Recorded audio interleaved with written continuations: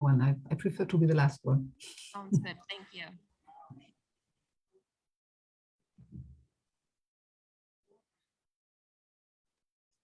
Hello, everyone. Welcome to this global policy dialogue here at the SDG Pavilion at COP26.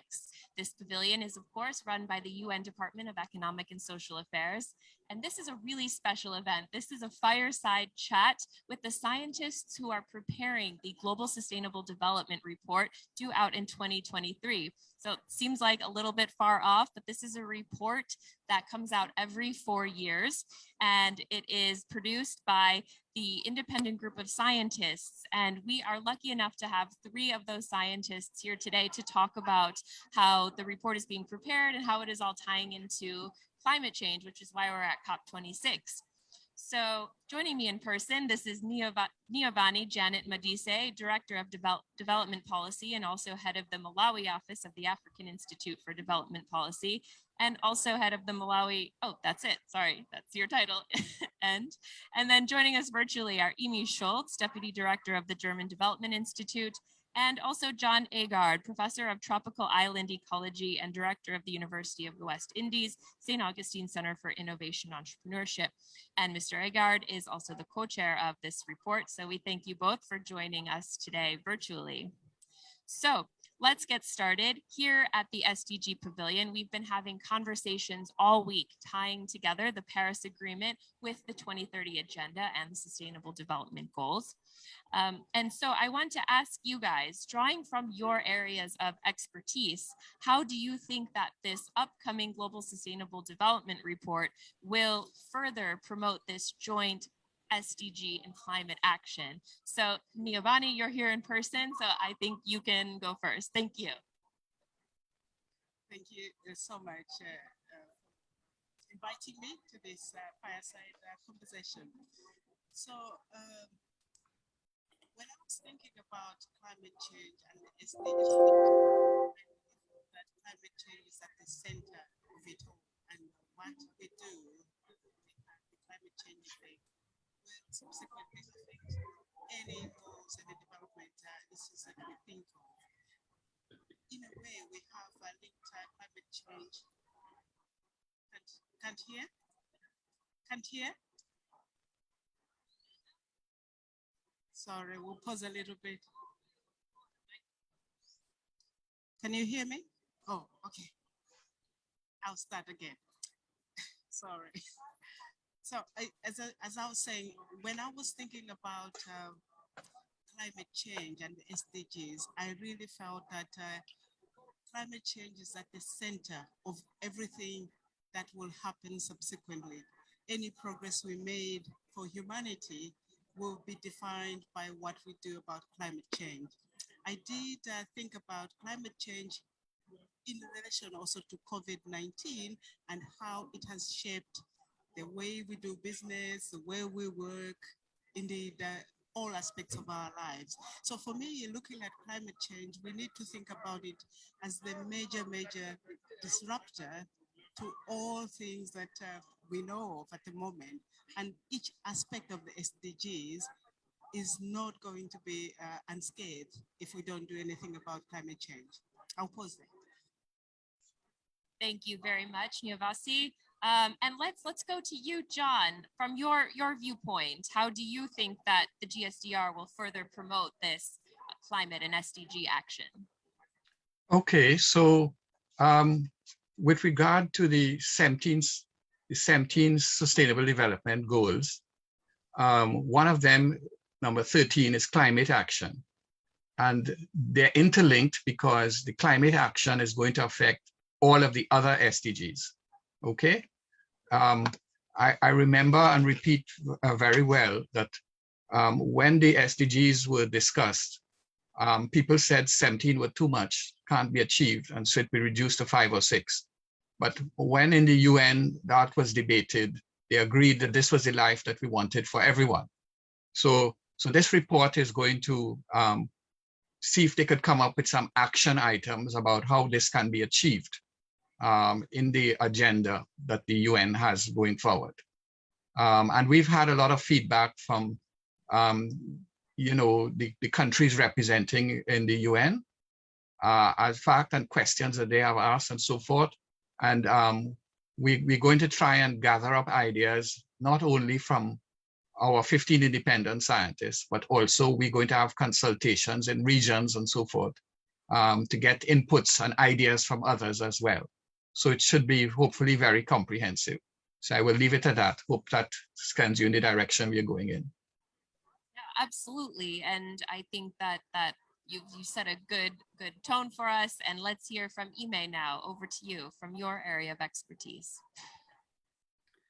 Well, I very much support what my colleagues have said about climate change being at the center of everything and disrupting, and climate action disrupting the way we used to do things. And then also that perspectives on climate action and their linkages with SDGs may vary depending on the locality and on the region we are talking to.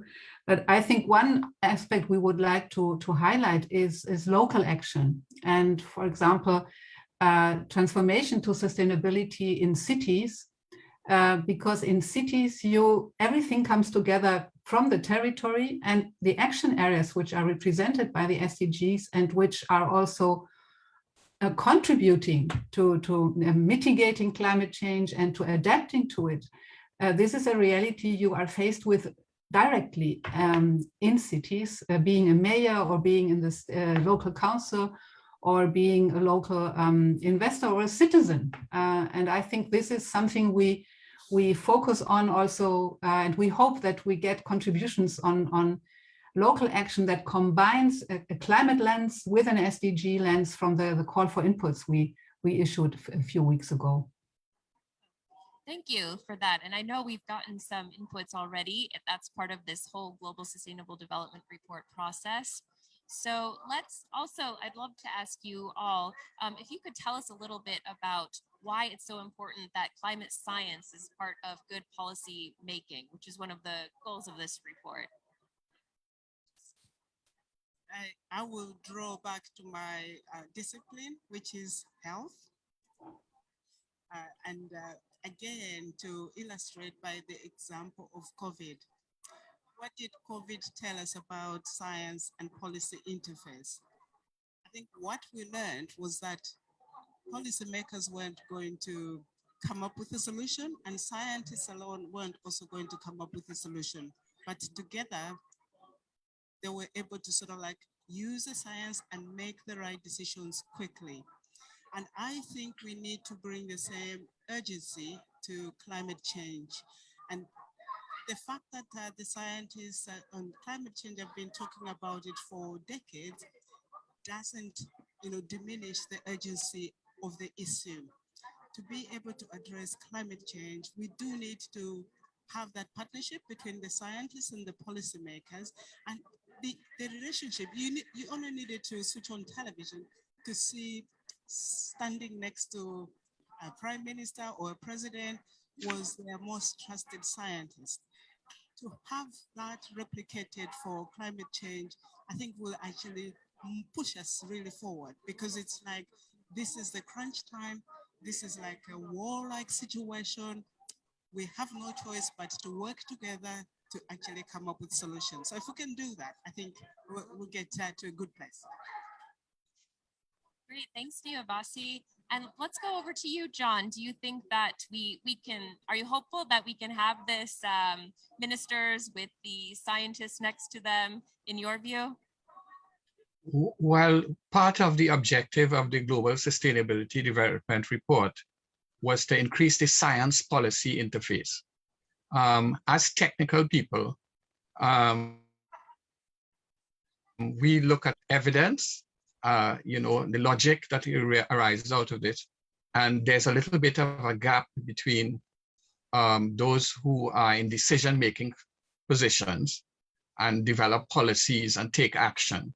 So, being based on the actual evidence that comes out of the science is a key part of what we need to progress going forward. So I hope that sets the bit of the context. Thank you, John, very much for that. And Ime, over to you. How do you think we can improve this science policy interface? Well, I think what we have seen, what I found most disturbing in the COVID pandemic is to see the distrust in science, and especially in Europe and in my country, there are it's like 15% not believing in science as a solution. So this is one part of the science policy and society interface. The stronger it is, the better the communication works, the more trust there is not only in science, but also in policy based on science being helpful. But there is another aspect I think is very important. There is this huge inequality in science systems across the world. And we know that transformations towards sustainability are, as John just said, evidence need to be based on scientific evidence and on locally adapted solutions. So this inequality in science systems and knowledge systems requires much larger investments also in international scientific cooperation, so that everyone is having the capability to design own pathways to change based on own evidence and knowledge instruments. So I think in that sense, science is also an important investment in a global public good, and I think should be strengthened as an important area of international cooperation. Sure, absolutely. Let me just add to what Ime has said on the science to be also based within the local context. And I think that brings in the partnership between scientists across the globe, so that essentially what we have, the knowledge is the knowledge that is globally generated and for global good, but yet at the same time steeped in the local realities, so that when you have a president from Kenya wanting to use the science, they should have the confidence that this is science that actually acknowledges the lived realities of people in Kenya. Same when you're talking about scientists in India, etc. So the eco partnerships also between the researchers is very important for that science policy interface. And something that's very cool about this independent group of scientists that were appointed by the Secretary General is that they come from all corners of the world, and that all kinds of knowledge are represented on this panel when making this Global Sustainable Development Report. So I think I would really like to ask you, we are at Bonnie and I are at COP26 right now, and I'm sure John and Ime are following it from their houses. But I would love to ask you if you have any observations from this COP process that you'd like to share with us. For instance, today is Science and Innovation Day at COP, and I wonder if there's anything that you've noticed that have really caught your eye. So maybe let me just say my first impressions, because this is my first ever COP. I tend to go to public health conferences, but this is my first ever COP. The first thing was the wow in terms of numbers of people here, but in a way that actually just illustrates the passion that people have to make sure that we get these things right. So we have people from all corners. We have ministers from Malawi are here, and I've been following them. But at the same time, we have some of the most eminent scientists, as well as global leaders. Barack Obama was here yesterday. Everybody was rushing to go and see him. So really, really important. What I've observed is that there are quite a number of innovations that perhaps as scientists we haven't made so much noise about, and not publicized so many of the different things. So I'm learning a lot of new things. I'm learning about the methane gases, which I hadn't heard of. I'm learning about ways of I'm learning about cleaner stoves to reduce CO2 emissions. These are wonderful things that we perhaps need to be publicizing widely, and we need to be finding out how we get these things to scale. And just being here in Glasgow, just the number of buses that are using electricity has been a wow factor for me. Thank you for sharing your observations, Niavani. We really appreciate it. And let's see, John, over to you. What have you noticed? What struck you about the past 10 days or so? Well, the whole COP26 conference is supposed to be about action, not about, academic things and technical details and so forth. Is what you're actually going to do. So I have had a number of pre-COP meetings, and my perspective is, since I'm living on a small island developing states, is that they came there with a plan about, they're suffering the consequences. And, the small islands are just emitting less than 1% of the global total. The big emitters are China, the United States, the European Union, India, and so forth. And they have to take the action because of the effects on climate change, that, the heat that's arise. We in this part of the world have hurricanes in which years of GDP are destroyed in a matter of hours. People with no homes and stuff like this, there are major consequences.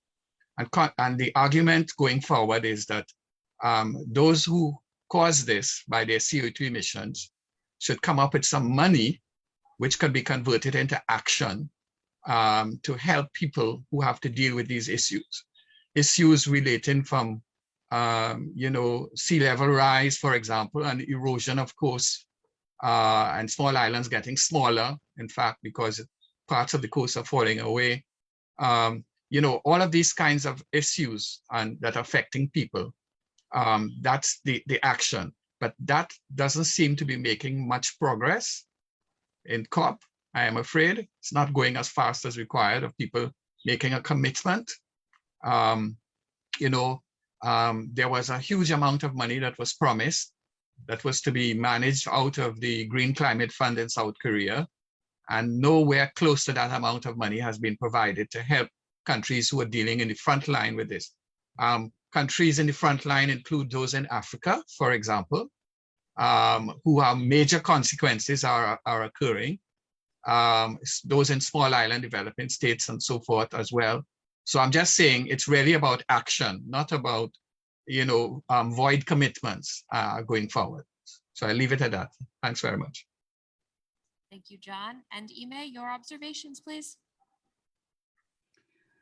Yeah, I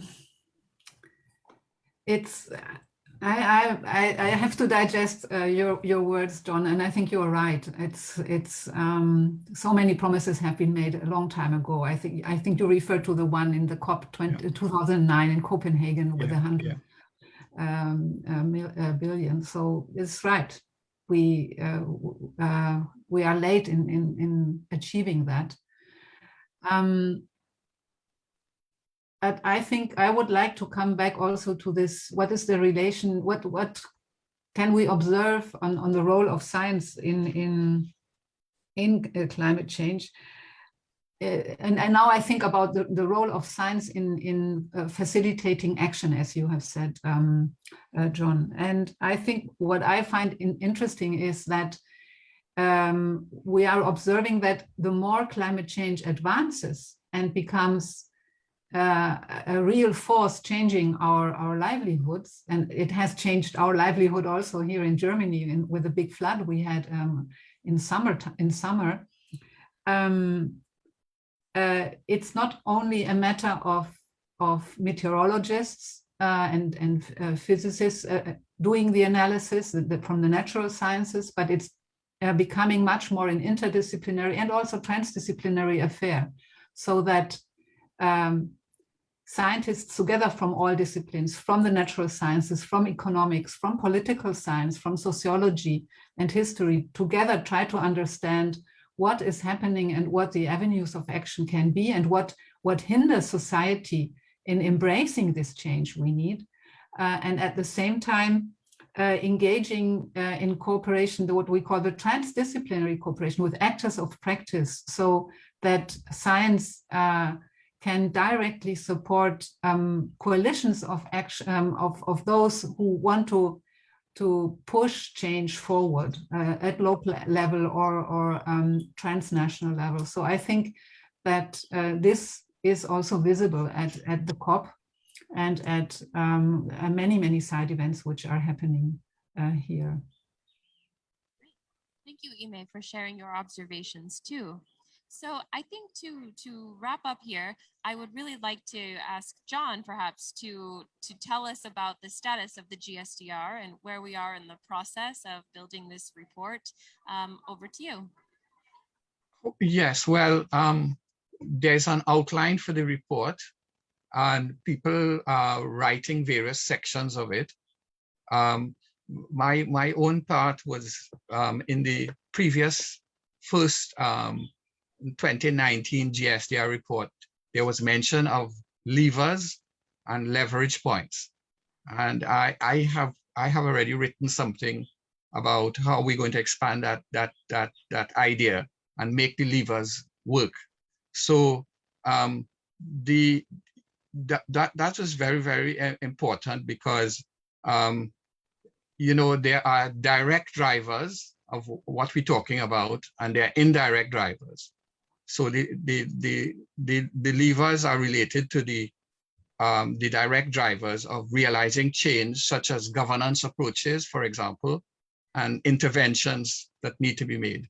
And leverage points are where to intervene in the cycle, and especially to come up with ideas about where multiple levers could be applied to achieve many things at the same time.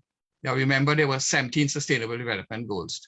This is what the UN agreed was the life that they wanted for everyone. But we cannot tackle them one at a time. We have to find approaches in which we would do many at the same time because they're all cross-connected. Okay? So that is one of the ideas that we're hoping that comes out of COP26, where, as we indicated earlier on, where even the climate action number 13 affects everything else: biodiversity, life in the ocean, clean and renewable energy, which is number 7, as Amy indicated, sustainable cities and communities. All of these things are affected simultaneously, and consequently, we can't go at them one at a time. We have to find approaches that tackle many at the same time, the cross connections and the interlinkages. And that's the perspective that we're taking in this review report. One of the things that was brought up earlier was by Nirvana was the issue of the COVID-19 and the health system as well, because just remind you that one of the SDGs is good health and well-being. That's the SDG. That's SDG number 3, actually. That's up at the top of the list, in fact. Number 1 is no poverty. Number 2 is zero hunger. Number 3 is good health and well-being. So I'm just saying, we're trying to, the report is being written in a way, and we're getting feedback and consultations of others about ideas about how the world could advance in the direction of the life that they want for every person, and not tackle them one at a time, but cross-connect them with interlinkages. Thanks very much. Thank you, John. And that's absolutely the message that we're trying to do to push in this SDG Pavilion, is that SDG action is climate action and vice versa. The goals are aligned. Let me just give Neovani and Janet the opportunity to add anything to John's remarks about the upcoming GSDR report. Not much to add, really, but just to say that I am passionate about gender, so I'm also looking to make sure that we do think about how, you know, the different sexes may be affected by anything: climate change, COVID, health, etc. So just making sure that we have a plug-in for that. Yep, we always appreciate a good plug for SDG 5 on gender equality here. Thank you, Neovani. And Ime, over to you. Any last comments, thoughts? Well, I think when the next GSDR comes, up, then we are like midway. And so we think it is, we hope that it will be an input to the meeting of the heads of state for the SDGs to happen that year, that really convinces them and pushes them forward in more committed action. In this sense, as you said, this alignment between sustainable development and climate action, and I would add biodiversity protection here too. But as it is at midway, I don't think we can do that in the GSDR fully, but maybe we can also point a little bit to the future. So we should start what comes after 2030. The climate policies, they think until the end of the century. They have scenarios for what should be achieved by 2050. And as we are saying that climate policy and sustainability transformation are aligned, then I think we also need scenarios that make us think SDGs for beyond 2030. So probably we will be doing a little bit of thinking also in that direction. Thank you.